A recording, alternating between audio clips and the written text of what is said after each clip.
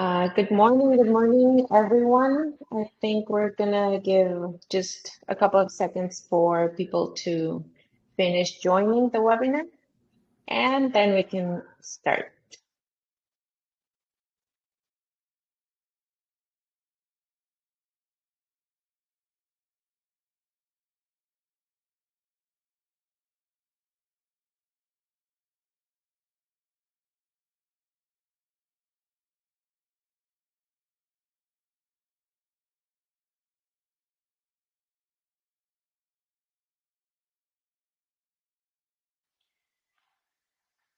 Okay, perfect. I think we can start so that we have enough time to cover all the information that we prepared for this webinar.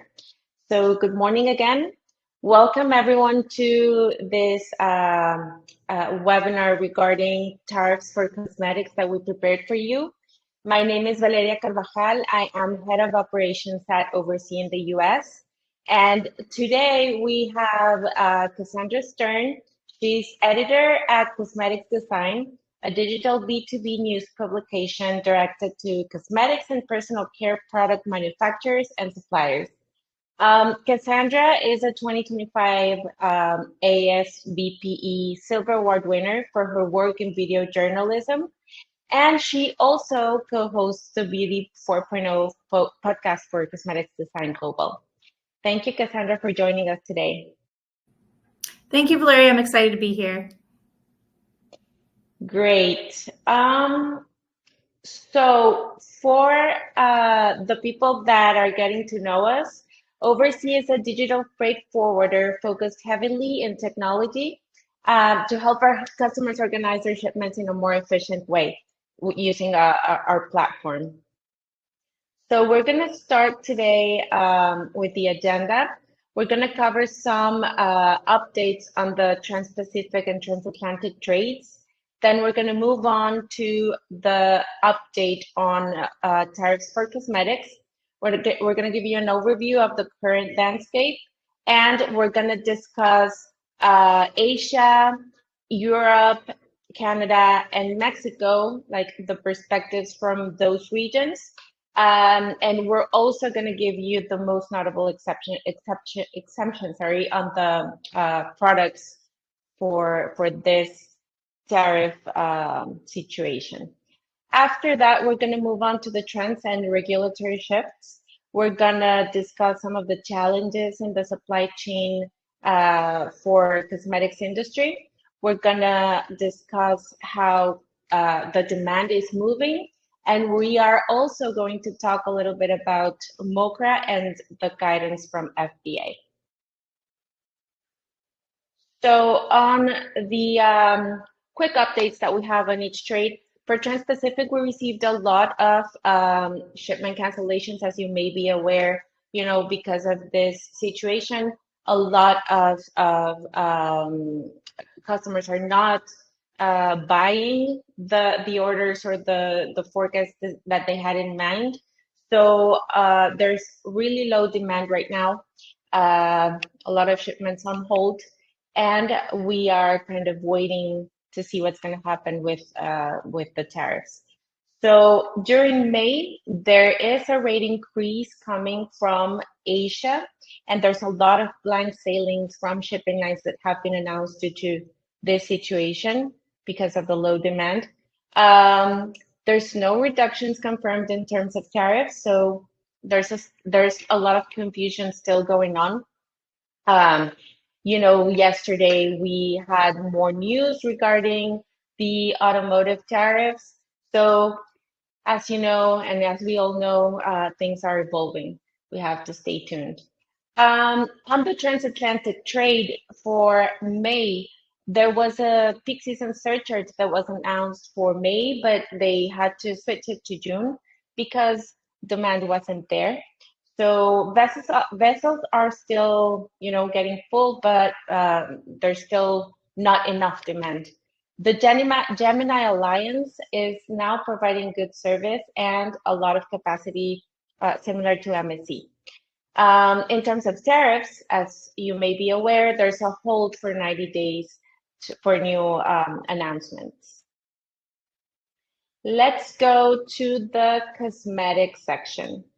So in terms of like the latest status that's applicable to cosmetics, there's a universal 10% tariff, except for Mexico and Canada, on all products.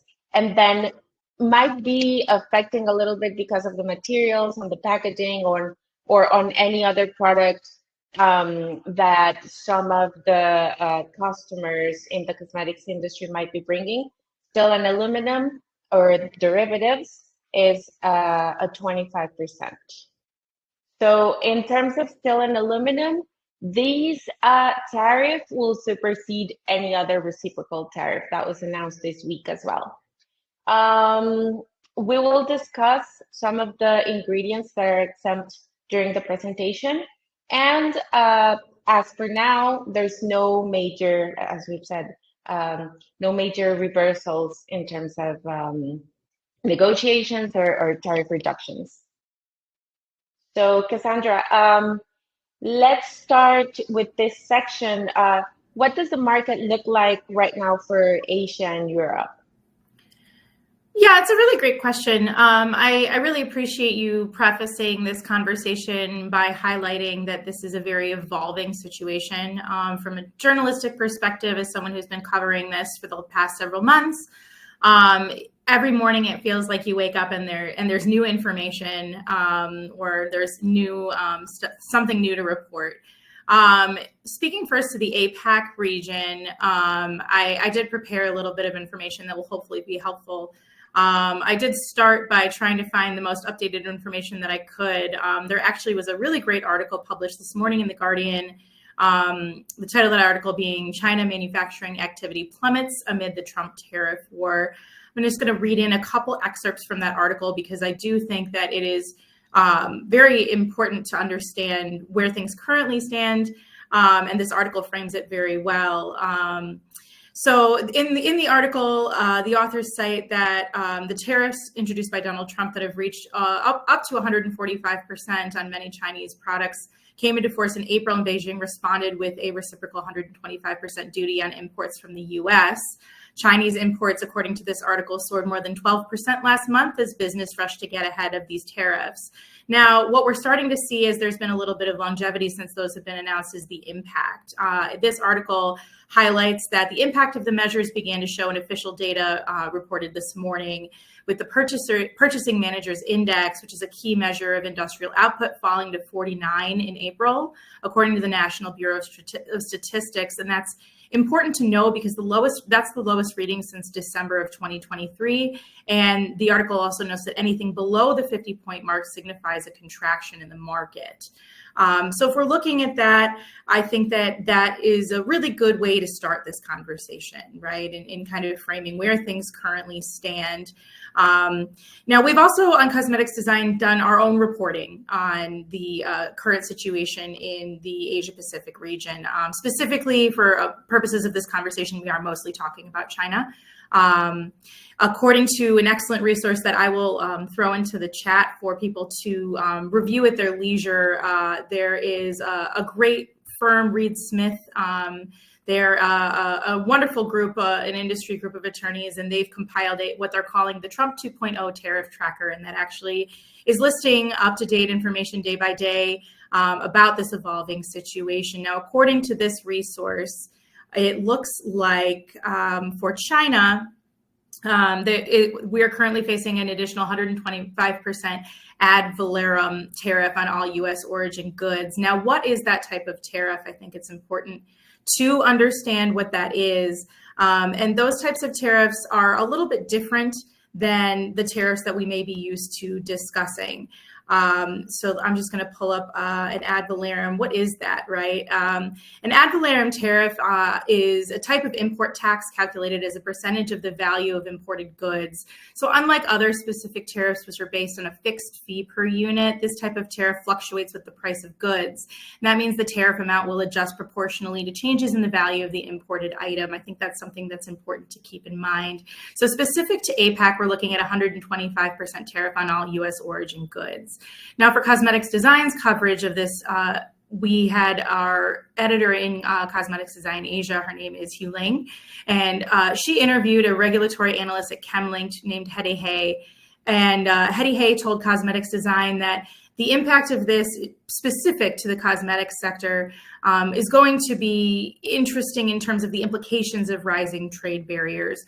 Hedy Hay said that some Chinese beauty companies are strengthening their overseas footprint in response.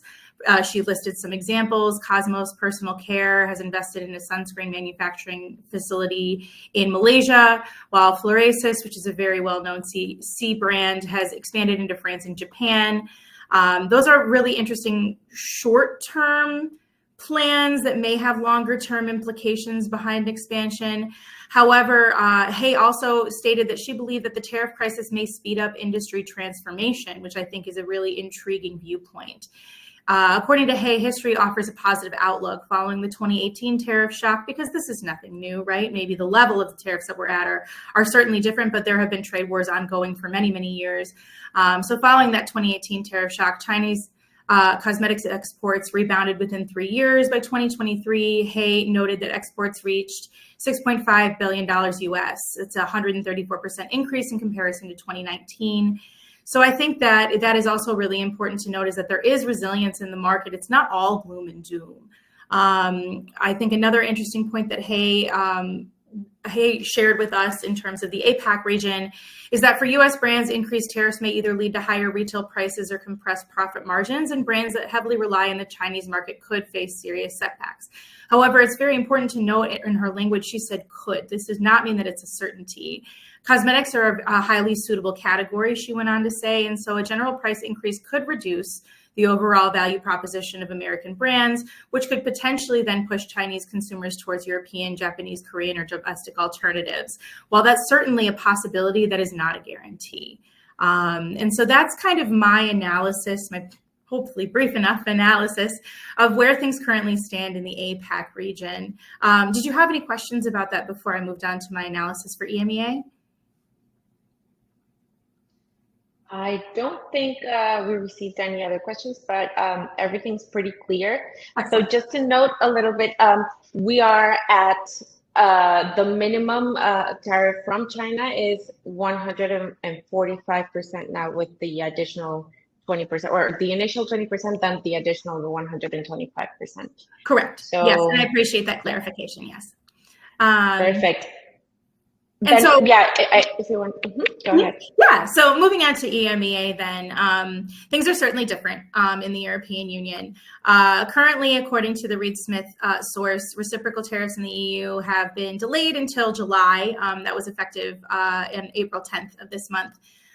There are additional duties ranging from 4.4% to 50% that will be imposed on 8 billion euros worth of goods. And there are some really good resources that I'm also going to link in the chat about the types of potentially cosmetic ingredients that are under the exemption of Annex 2. You'll probably hear me talk a lot about Annex 2 today. It's a very important document that I think really spells out for industry stakeholders exactly what it is that they'll be looking at. I think calling back to the original way that we started this conversation, there's a lot of uncertainty. There's not only a lot of uncertainty about the changes, but also about what is involved.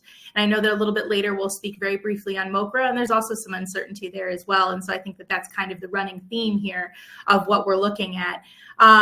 Specifically, ingredients under Annex 2 that may impact cosmetics are subject to a 25% ad valorem tax, but that is also delayed until August 14th, which was also made effective in April 10th of this year.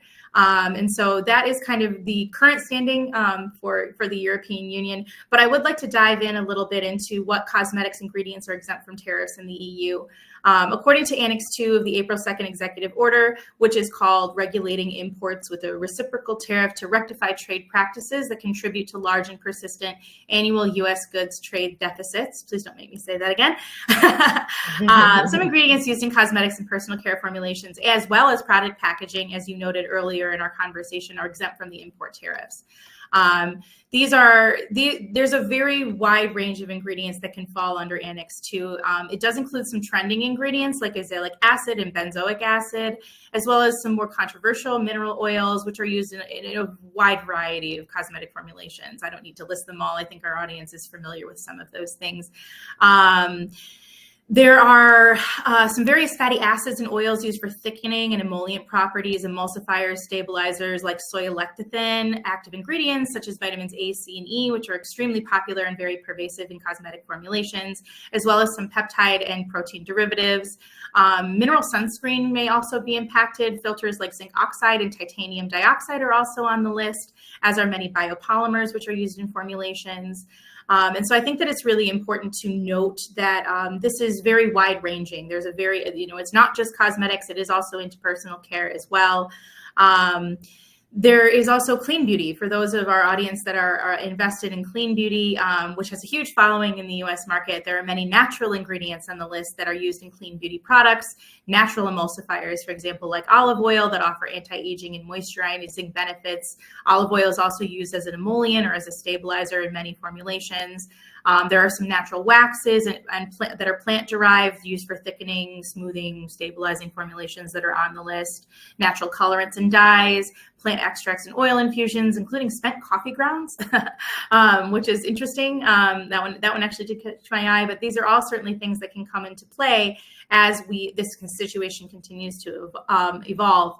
Outside of the formulation aspect, there are also some packing materials, as we mentioned. Beeswax can be used, carboxymethyl cellulose, sucralose esters, vegetable glycerin, natural plant-based charcoals, synthetic polymers, biodegradable polyethylene or PLA, papyrus or bamboo. Those can also be used in sustainable packaging, and those are also on the list. I will drop a link when I'm done speaking. I'll drop a link to that Annex 2 for our viewers that are interested in exploring more if they're working with a particular ingredient and they want to check and see if that will potentially be impacted. Perfect. Thank you so much, Cassandra. I think it's very interesting, and it helps our audience here to know that at least some of the ingredients are exempt from tariffs. So moving on to Canada and Mexico, how are Canadian and Mexican brands dealing with all this situation? That's another great question. I think it's been in the news a lot. Our neighbors to the north and south are geographically much closer to us, and therefore I think that it's very much on the minds of many Americans as to what is going to be happening. You've definitely put together a nice little chart here for our viewers to kind of look through. There has definitely been a lot of discourse. There's a lot, happening politically as well as a result of this type of action in Canada specifically. In looking to these specific areas, I think it's probably important to start with saying that where the tariffs currently stand. So currently in Canada, according to the Reed Smith resource, they are facing a 25% ad valorem tax on billions of dollars of U.S. origin goods.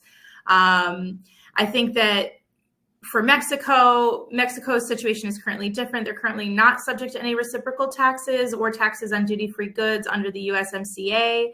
That's the United States-Mexico-Canada agreement that was first enacted in 2020. There's also a 10% tax on goods that are not duty-free.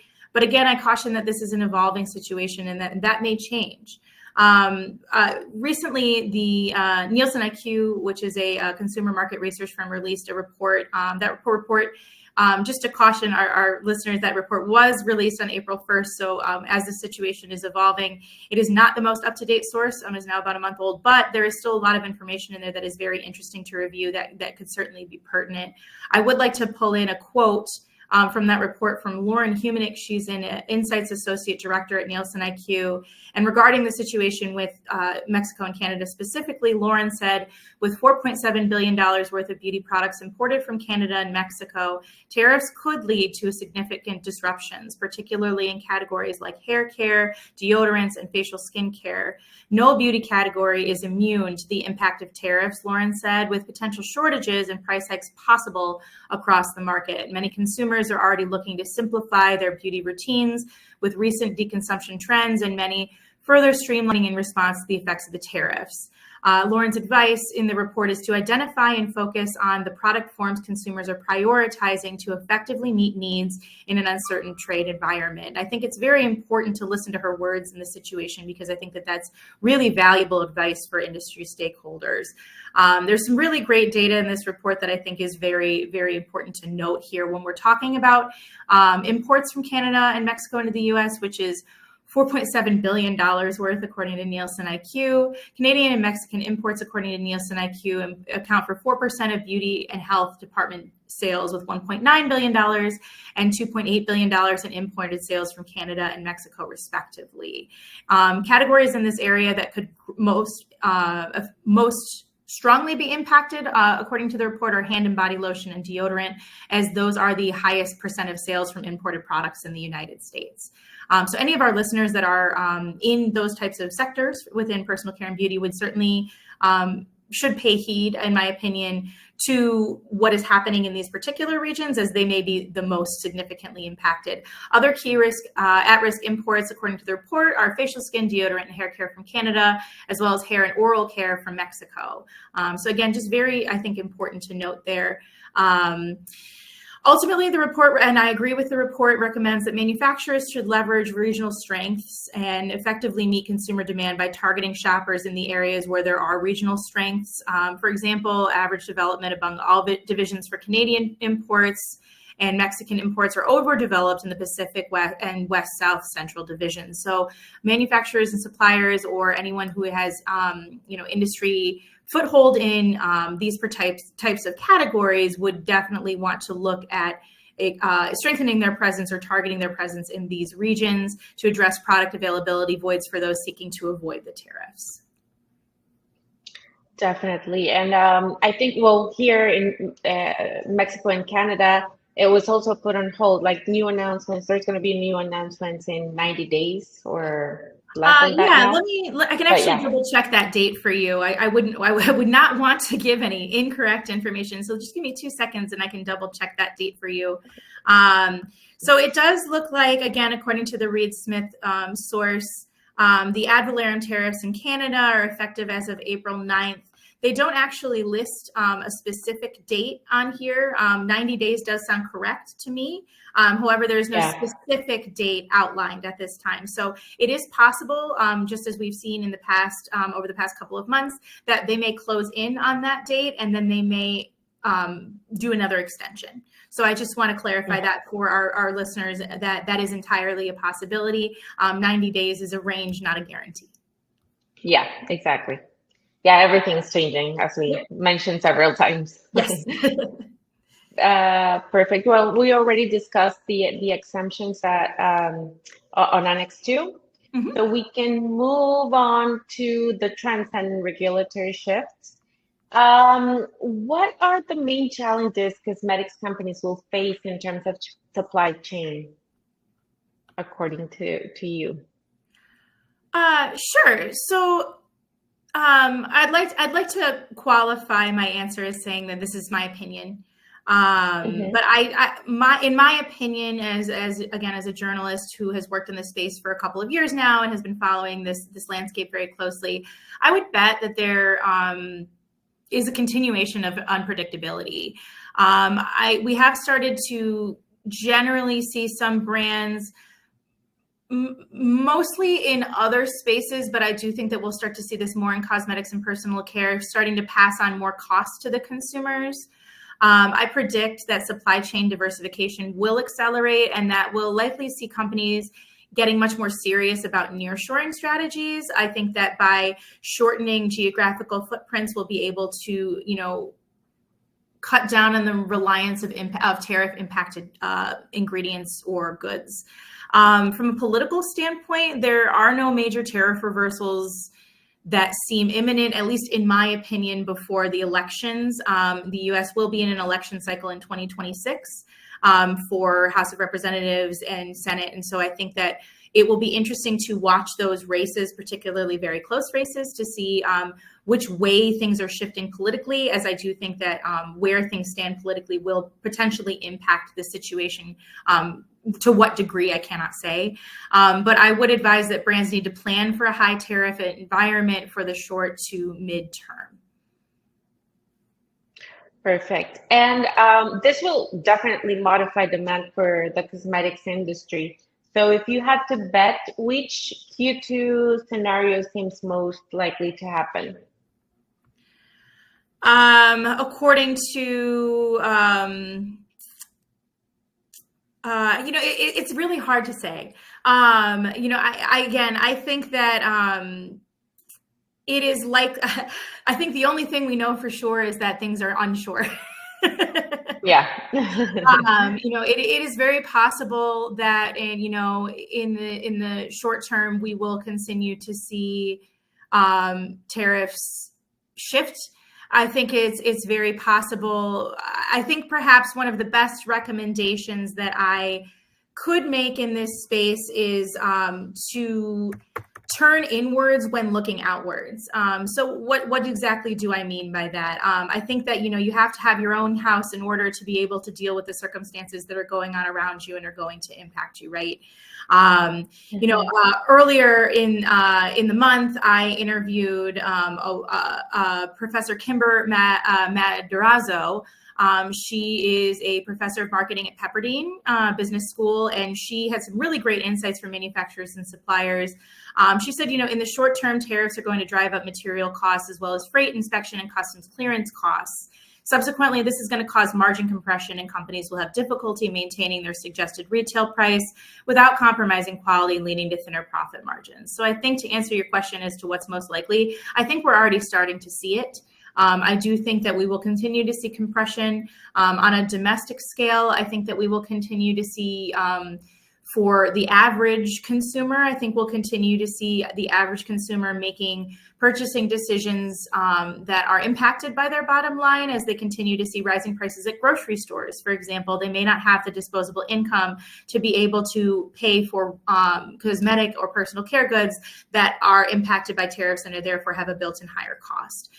So if we look at it from an economic perspective, certainly in terms of the average consumer, while I don't have specific data as to the average consumer and how their purchasing habits have been impacted by tariffs, I can say that logically we can certainly infer and imply that if there is less disposable income available to the average consumer, that their expenditure on what would be potentially considered more of a luxury good than a necessity will certainly be impacted. Yeah, definitely. Tariffs will affect consumers.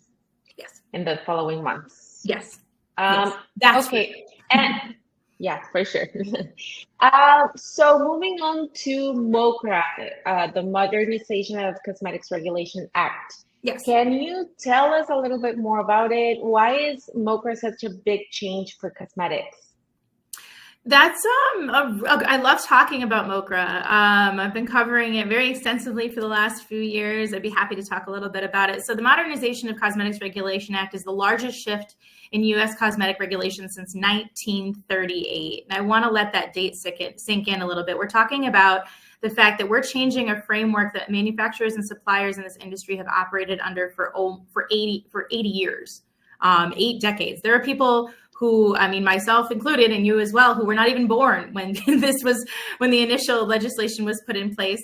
And so this is a really big deal. It brings cosmetics under a mandatory federal regulatory framework, much like food and drugs, which means the implementation of mandatory facility registration, product listings are impacted, serious adverse event reporting, good manufacturing practice or GMP adherence, and more direct FDA enforcement authority. Brands can no longer operate in a self-regulatory gray zone. Prior to the implementation of MOCRA, a lot of regulatory aspects for manufacturing were voluntary. They were certainly encouraged, but from a legal standpoint, they were voluntary. It was not mandatory. That is completely changed. I would love to actually drop in a link here for our viewers right now so they can kind of follow along with me as I'm chatting about this. This is the FDA's main website for cosmetic. Oh, it looks like it's not sending through here. Oh, there we go. I think I just dropped it in. There we go. Yeah. Thank you. And so this is something that I think is an invaluable resource for industry stakeholders in the cosmetics and personal care space. There actually is a really great email address at the bottom of this website as well for any specific inquiries about MOCRA, if you have some. But this is a really great outline that just kind of gives more detail about what I just briefly overviewed in terms of key terms as to what constitutes a serious adverse event. This also provides links to electronic portals that the FDA has implemented for things like facility registration and for product listing registration as well, safety substantiation, and where that data can be provided to the FDA. There's also a really great link to a public meeting on good manufacturing practices in this country that was done. I want to say that was done in the middle of last year.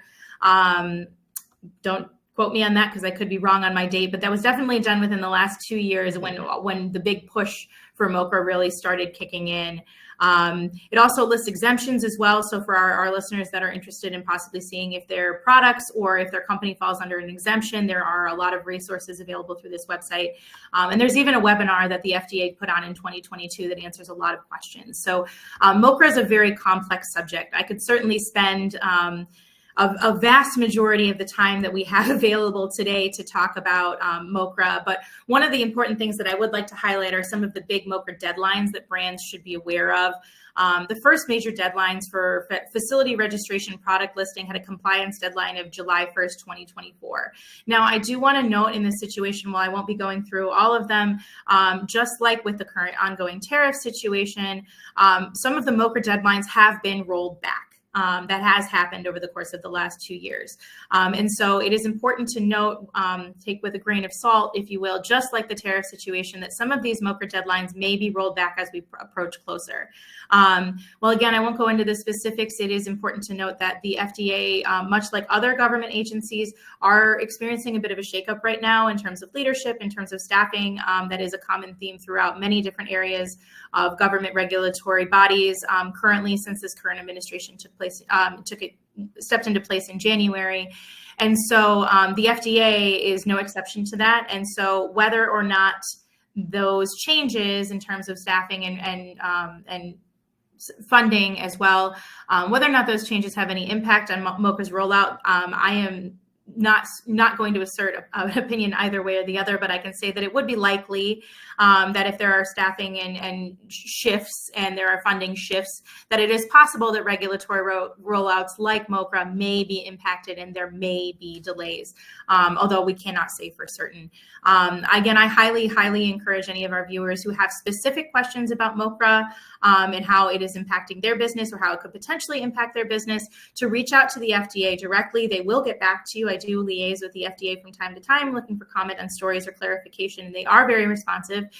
So that email address at the bottom of the website that I linked will certainly be a great resource for anyone trying to gain clarification for any specific questions regarding MOCRA. Amazing. Thank you so much. So in terms of strategies, what are, what would be your main advice to brands on inventory strategies today? Sure. So I'll definitely qualify by saying that I'm not a shipping and logistics expert. I'd actually defer to you, Valeria, in that area. But Cosmetics Design certainly does do plenty of coverage. Our primary audience is B2B manufacturers and suppliers in the cosmetics and personal care space, as we mentioned at the beginning of our conversation today. And so I think that I would be remiss to say that we do certainly cover plenty of stories regarding supply chain, logistics, et cetera. In terms of my advice, I would certainly qualify this as being my opinion, but based on conversations that I've had with other professionals, executives, leaders in the logistics, freight, and shipping space, I would recommend that brands in the beauty space should increase their safety stock. Maybe not a ton, but slightly, especially for high turnover SKUs. I say that and caution that you should definitely avoid massive overstocking because the demand patterns are still very volatile and are certainly subject to the tariffs that we've discussed earlier. I would also, in my opinion, recommend segmenting inventory between your core products, your evergreen products, and then your trendy or your seasonal items. I would recommend managing each of those different segments with a different level of investment and urgency. Really, I think the bottom line in terms of what I would recommend is just to proceed with caution. Try to make informed decisions as best as you can. For those of you that are attending this webinar today, actually the act of attending this webinar is a great strategy, because you are seeking out information, you are looking towards industry experts, you're looking towards resources and trying to gain as much information as you can. And I would follow that up by also saying, you know, not only, it's not enough to just collect and analyze and process that information, but also reach out for help. You know, again, that MOCRA link that I listed with an email address for the FDA, that's going to be really helpful. Being able to reach out to the government bodies who are implementing these types of things. Obviously, we can't call the president ourselves. I'm sure that people would have a lot to say and a lot of questions to ask. Unfortunately, we can't call him directly, but you can call, for those who are US based, you can certainly call your local representatives, your senators, your Congress people, if there are any legislative, following legislation, if there's anything legislative that impacts you that you have a comment on. I always encourage people to get in touch with their representative. They are there in place to represent you. And if you have a question about something that is being implemented, or if you have a comment or an opinion, use your voice and make that known. I think that for individual citizens as well as for business participants, it's very important that we do use our voice, whether we're seeking out clarification, whether we want to raise an opinion or something like have you. So I would just embolden our listeners today to continue doing what you're doing, in that you're trying to understand what is available, trying to follow the information as it comes, and then making informed decisions. Exactly. Yeah. And while, we remain pending of what's going to happen with these changes, with these tariffs, a very good alternative that some of our customers are using right now is bonded warehouses. If you want to more information on a bonded warehouse where you can keep your inventory and customs clear it little by little, the moment you need it, we can provide more information on that, and we can provide that service as well. So reach out to your overseas representative or myself. We can help you with that option as well.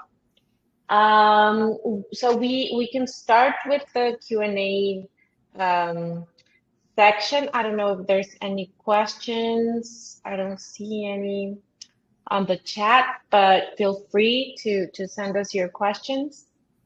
So yeah, there's someone typing.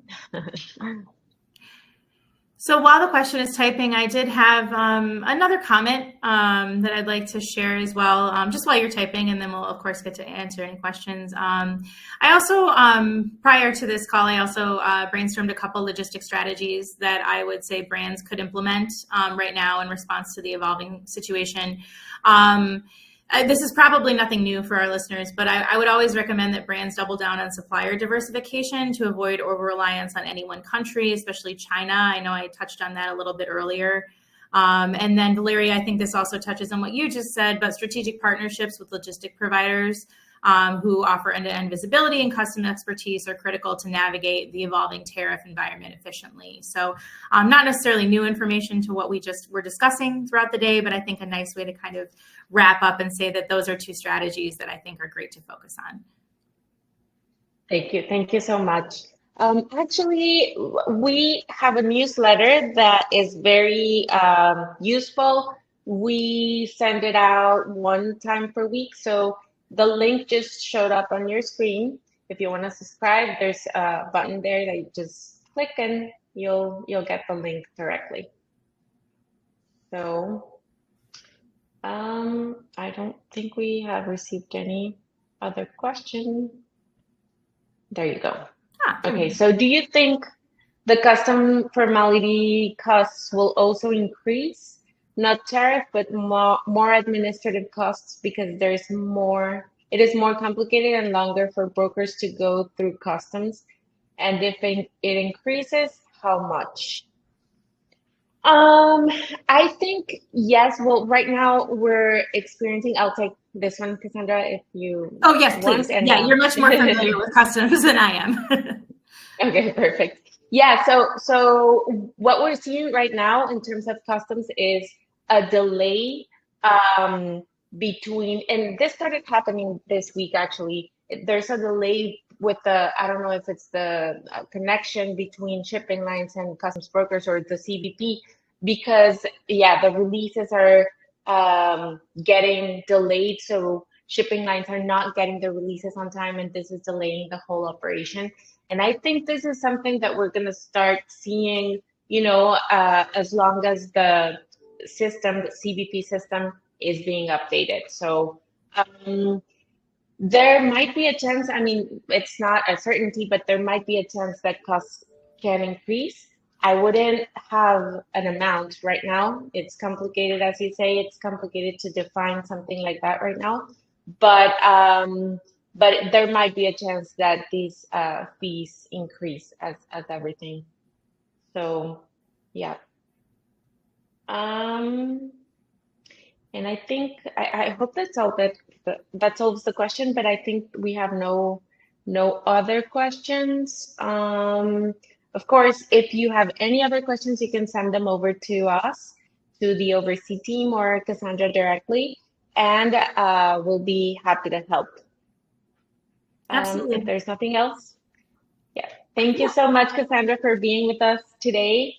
And yeah, all the information you provided was very useful for our customers, I think, for our viewers. Thank you, everyone, for being here.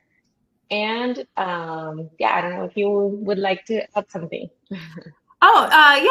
Well, thank you again for the opportunity to share this information. I think this has been a great conversation. Hopefully, some of our viewers have found it useful today. For any of our attendees today that are interested in learning more about the cosmetics and personal care space, or would like to receive updates, or perhaps explore some of the articles that I cited today. I did cite several articles that were cosmetics design articles. So if you're interested, we are at cosmeticsdesign.com. If you hop over to cosmeticsdesign.com, I can actually drop the link in here for you in our chat, just to make it easy. We too have a newsletter as well. So if you're interested in subscribing to that, it is free to create an account and free to subscribe. We do send out newsletters 3 times a week with new content. We also host editorial webinars like this one as well in a variety of industry topics. You can also find me at various industry functions. Please come and say hello. I promise I don't bite. And I love to always meet new people and learn new things about different aspects of industry that I maybe not be aware of. So we welcome you on over.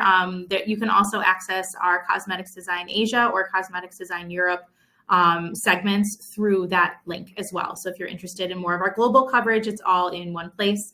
Our webinars are also free to register for, as is the account for our site. So I highly encourage you to check us out. You can also find me on LinkedIn as well if you have any specific questions that come to mind following this. My door is always open on LinkedIn. You can also reach out to me through Cosmetics Design as well. And as a final note, I'll drop my email in here as well. So if you have any specific questions for me, I certainly want to remain a resource for you. So that is my company email.